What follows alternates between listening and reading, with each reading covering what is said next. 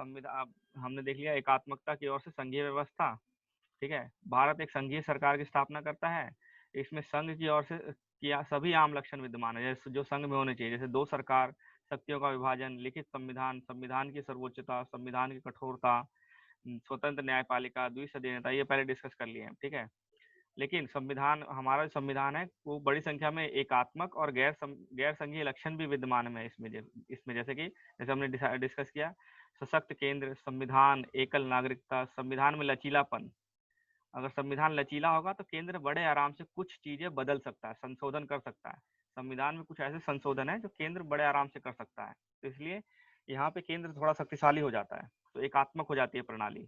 फिर है स्वतंत्र न्यायपालिका थी संघीय व्यवस्था के लिए इंपॉर्टेंट, लेकिन एकीकृत न्यायपालिका है एकात्मक व्यवस्था के लिए। एकीकृत न्यायपालिका मतलब हायरार्की होती है, सबसे बड़ा कोर्ट, फिर से छोटा कोर्ट, फिर से छोटा कोर्ट, तब एक इसके अंडर ये कोर्ट आएगा, इसके अंडर ये कोर्ट आएगा, तो ये एकीकृत व्यवस्था होती है। ठीक है, तो हमारे देश में यही व्यवस्था है, तो इसीलिए गैर संघीय लक्षण है। एकीकृत व्यवस्था होना, न्यायपालिका होना गैर संघीय लक्षण है। ठीक है, फिर केंद्र द्वारा राज्यपाल की नियुक्ति करना, हमने डिस्कस कर लिया। फिर अखिल भारतीय सेवाएं जैसे आईएएस, आईपीएस, ये कौन नियुक्त करता है? केंद्र नियुक्त करता है, लेकिन ये काम कहाँ करते हैं? राज्य में काम करते हैं। ठीक है ना, आईएएस आईपीएस कौन नियुक्त करता है? केंद्र, केंद्र की तरफ से काम कर रहे हैं, लेकिन काम कहाँ कर रहे हैं? राज्य में काम करते हैं। और इनकी तबादला, इनके बारे में जो भी डिसीजन लेना है कौन लेता है? केंद्र लेता है। फिर आपातकालीन इमरजेंसी लगाना, केंद्र के पास ही ताकत है, राज्यों के पास ताकत नहीं है।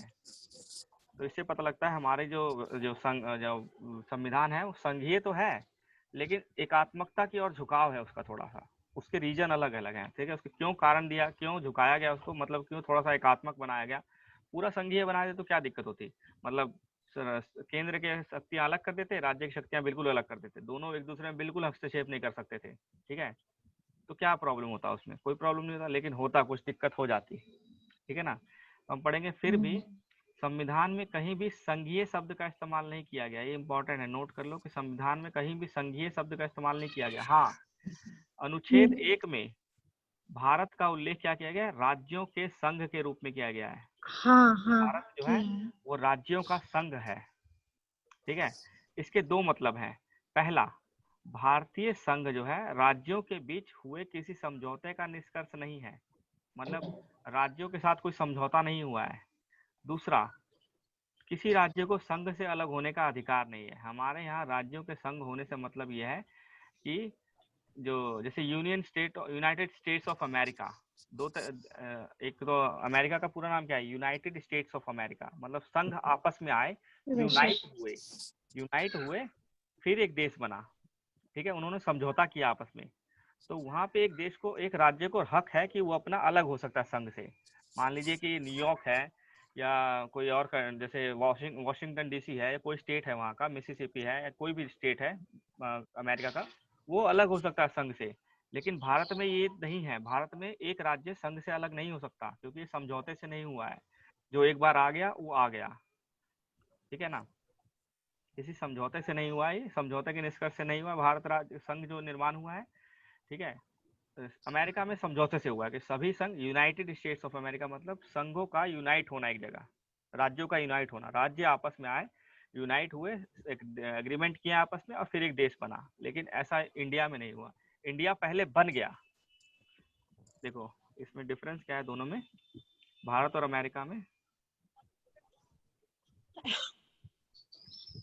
अमेरिका, ठीक है, भारत जो था वो संघ बनने से पहले भारत बन चुका था। इससे पहले, संघ से पहले भारत देश बन चुका था। कब बना था? 1947 में। ठीक है, भारत आजाद हुआ था। इसके बाद इसी टाइम ना माउंट बैटन का प्लान आया था, उसने कहा था कि जो राज्य, जो ब्रिटिश राज्य हैं, जो ब्रिटिश प्रांत हैं और जो रियासतें हैं, उनको अधिकार है वो भारत के साथ आए या पाकिस्तान के साथ जाए या इंडिपेंडेंट रहे। ठीक है, उस टाइम अधिकार था, लेकिन संघ से भारत बन चुका था। अमेरिका में ऐसा नहीं था, अमेरिका में अलग अलग राज्य थे। ठीक है, राज्य अलग अलग थे, ए बी सी डी। अब ये बाद में इकट्ठे आए, एक साथ आए, इन्होंने एग्रीमेंट किया और यहाँ पे संघ बना।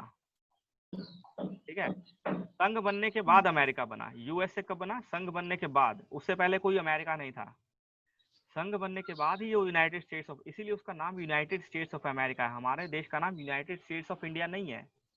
हमारे देश का नाम यूनाइटेड स्टेट्स ऑफ इंडिया नहीं है। क्यों? क्योंकि हम पहले भारत है, फिर बाद में संघ बना है। यूएस में क्या हुआ कि संघ बनने के बाद अमेरिका बना, तभी तो ये नाम बनेगा ना, पहले अमेरिका था ही नहीं, पहले तो अलग अलग राज्य थे। पीकू पीकू उठ गया है, मैं आ रही 2 मिनट में, ठीक है सर? ठीक है, हम 1 मिनट वेट कर रहे हैं, ठीक है, उसके बाद चालू कर देंगे। ठीक है, समझ गए ना इस एक चीज चीज ने पढ़ लिया जैसे जन हो रही है। तो जैसे कि जो केंद्र, जो हमारी व्यवस्था है, संविधान ने कैसी व्यवस्था दी है, संघीय व्यवस्था दी है, लेकिन एकात्मकता की ओर झुकाव हुआ है उसका। ठीक है, इस वजह से, झुकाव की वजह से भारतीय संविधान को निमांकित नाम दिए गए हैं। ये नाम रट लेना, किसने क्या बोला है। एकात्मकता की भावना में संघ, ये भी बोला गया है। ठीक है, या अर्थ संघ, ये किसने बोला था, केसी वेरे ने, ये इतना इंपॉर्टेंट नहीं है। ठीक है, बार्गेनिंग फेडरलिज्म, ये किसने बोला है, मॉरिस जॉन्स ने। बार्गेनिंग फेडरलिज्म है, बार्गेनिंग मतलब तोल मोल वाला फेडरलिज्म है, तोल मोल वाली संघीय व्यवस्था। ठीक है, बार्गेनिंग मतलब तोल मोल वाली संघीय व्यवस्था। हम बार्गेनिंग करते हैं ना दुकान पे, ऐसे ही राज्य यहाँ बार्गेनिंग करते हैं केंद्र के साथ। ठीक है, अच्छे से तोड़ मोड़ करते हैं। हाँ, तो ये बार्गेनिंग फेडरलिज्म है हमारे देश का। ये किसने बोला था, ये इंपॉर्टेंट है, पीटी में पूछा जाता है, मॉरिस जॉन्स ने बोला था। ठीक है, कोऑपरेटिव फेडरलिज्म, ये सबसे इंपॉर्टेंट है। कोऑपरेटिव फेडरलिज्म किसने बोला था, ग्रैनविल ऑस्टिन ने।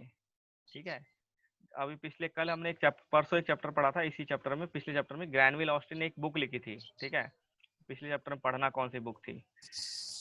फिर है federation with a centralising tendency, मतलब संघ संघ एक संघ एक एकात्मकता के साथ, संघ एकात्मकता के साथ।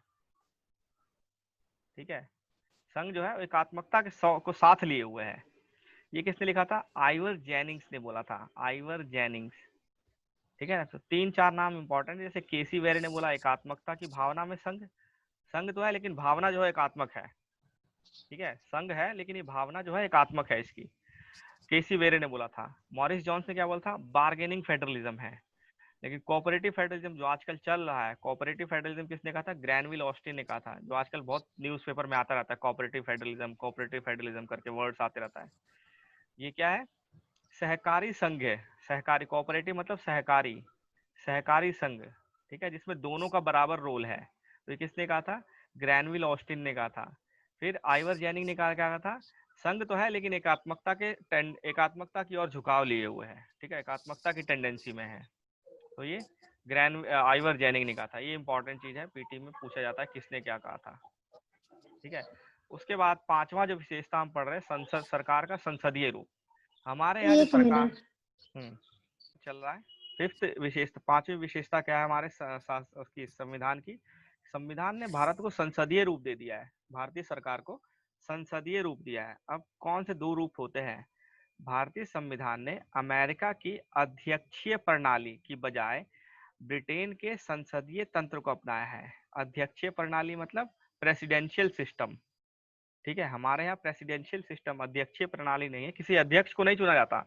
हमारे यहाँ प्रतिनिधि को चुना जाता है, जो संसद में जाएगा, हमारी तरफ से संसद का मेंबर, संसद को पहले बनाया जाएगा, फिर वो संसद अध्यक्ष चुनेगी।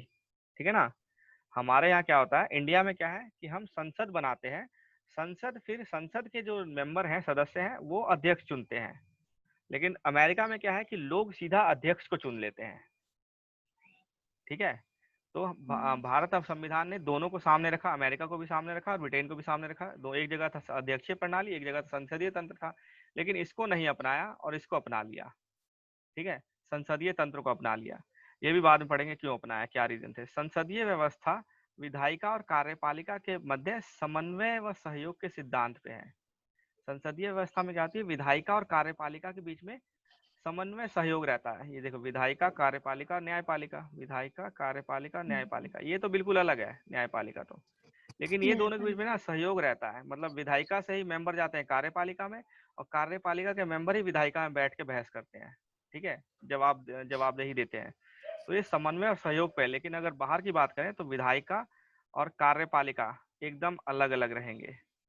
ठीक है, विधायिका, कार्यपालिका और न्यायपालिका तीनों में एकदम वाटर टाइट कंपार्टमेंट बोला जाता है इसको, पानी भी नहीं जा सकता है जैसे। बाकी तो बात की दूर है, सहयोग तो दूर की बात है। फिर उसके बाद है सॉरी, इसके सिद्धांत पर आधारित है, जबकि अध्यक्षीय प्रणाली क्या है, दोनों के बीच शक्तियों के विभाजन के सिद्धांत पर आधारित है। ठीक है, दोनों में विधायिका और कार्यपालिका के बीच शक्तियों का विभाजन कर दिया गया है। ठीक है, हमारे यहाँ शक्ति का विभाजन केंद्र और राज्य के बीच में हुआ है, वो विभाजन है। हमारे यहाँ ये विभाजन नहीं है, शक्तियों का विभाजन नहीं किया गया है। ठीक है ना, शक्तियों का बंटवारा विधायिका और कार्यपालिका के बीच में नहीं किया गया, वहां किया गया अध्यक्षीय प्रणाली में दोनों के बीच में शक्तियों का बंटवारा कर दिया गया है। ठीक है, डिटेल सरकार में का बंटवारा है हमारे यहाँ। हमारे यहाँ संघीय व्यवस्था है, ऊपर केंद्र को शक्तियां दे दी गई, कुछ शक्तियां राज्य को दे दी गई। ठीक है, इस तरह से बंटवारा हुआ है। इसके बाद आते हैं आगे, संसदीय प्रणाली में सरकार को क्या बोला जाता है, वेस्टमिंस्टर रूप बोला जाता है। ठीक है, याद करना, वेस्टमिंस्टर रूप बोला जाता है। उत्तरदायी सरकार बोला जाता है, जवाबदेह होती है सरकार, या फिर मंत्रिमंडलीय सरकार के नाम से जाना जाता है। संसदीय व्यवस्था में वेस्टमिंस्टर, क्योंकि जगह का नाम है, ब्रिटेन में एक जगह का नाम है, जो उनका पार्लियामेंट है उसका शायद वहाँ कुछ इस जगह से रिलेटेड कुछ टर्म है, जब ये चैप्टर आएगा तो देखेंगे उसमें। ठीक है, वेस्टमिंस्टर वहाँ पे जो पार्लियामेंट है उसको शायद बोलते हैं। ठीक है, तो हमारे यहाँ भी उसी टर्म से बोला जाता है, वेस्टमिंस्टर रूप बोला जाता है हमारे यहाँ संसदीय प्रणाली को, या फिर उत्तरदायी सरकार बोला जाता है। सरकार होगी वो उत्तरदायी रहेगी। ठीक है, वो एक बार ऐसा नहीं, अध्यक्षीय प्रणाली में क्या है कि एक बार आपने प्रेसिडेंट चुन लिया तो 4-5 साल के लिए चुन लिया, कोई उसको हटा नहीं सकता, वो उत्तरदायी नहीं रहेगी। लेकिन हमारे यहाँ क्या है, पूरे 5 साल वो उत्तरदायी रहेगी। अगर वो उत्तरदायी नहीं है तो विधायिका उसको हटा सकती है, जनता नहीं हटा सकती लेकिन विधायिका उसको हटा सकती है, वोट आउट करके, नो कॉन्फिडेंस मोशन लाके। ठीक है, और इसको मंत्रिमंडलीय सरकार भी बोलते हैं, क्योंकि यहाँ के एक जो मेन गवर्नमेंट चलाता है, कार्यपालिका का जो मेन चलाता है वो मंत्रिमंडल ही होता है। ठीक है, काउंसिल ऑफ मिनिस्टर होता है, तो इसको इन नामों से जाना जाता है। ठीक है, इसके बाद संविधान केवल केंद्र में ही नहीं बल्कि राज्यों में भी यही प्रणाली दे रखा है। राज्यों में भी आप क्या करते हैं, विधानसभा चुनते हैं, वो फिर अपना अध्यक्ष चुनेगा। ठीक है, और विधानसभा में भी कार्यपालिका और विधायिका में समन्वय होता है, आपस में सहयोग होता है। ठीक है, तो जैसा सिस्टम केंद्र में है सेम टू सेम सिस्टम संसद में है, और सॉरी राज्य में है, सिर्फ एक डिफरेंस है। ठीक है, सिर्फ एक डिफरेंस है इसमें। जैसे केंद्र में क्या है, केंद्र में क्या है, दो वो है, लोकसभा और एक राज्यसभा। ठीक है, द्विसदन है, 2 सदन है। ठीक है ना, द्विसदनीय है। ठीक है, लोकसभा और राज्यसभा। लेकिन राज्य में ये दिया गया है, लेकिन राज्यों की मर्जी के ऊपर है। द्विसदनीय है लेकिन सभी राज्य नहीं है। ठीक है, द्विसदनीय है जैसे विधानसभा और विधान परिषद। ठीक है, परिषद ठीक है, तो हाँ, विधानसभा सारे होता स्टेट है, में नहीं है। विधानसभा में हम एमएलए भेजते हैं। ठीक है, minister of legislative assembly. Vidhan Parishad में हम एमएलसी भेजते हैं। ठीक है, मेंबर ऑफ लेजिस्लेटिव काउंसिल। ठीक है, ये काउंसिल है, ये असेंबली है, यहाँ हम चुन के भेजते हैं, यहाँ हम चुन के नहीं भेजते हैं, ये डायरेक्ट चुना नहीं जाता, ये डायरेक्ट चुना जाता है। तो विधानसभा तो हर स्टेट में होती है। ठीक है, लेकिन विधान परिषद हर स्टेट में नहीं है,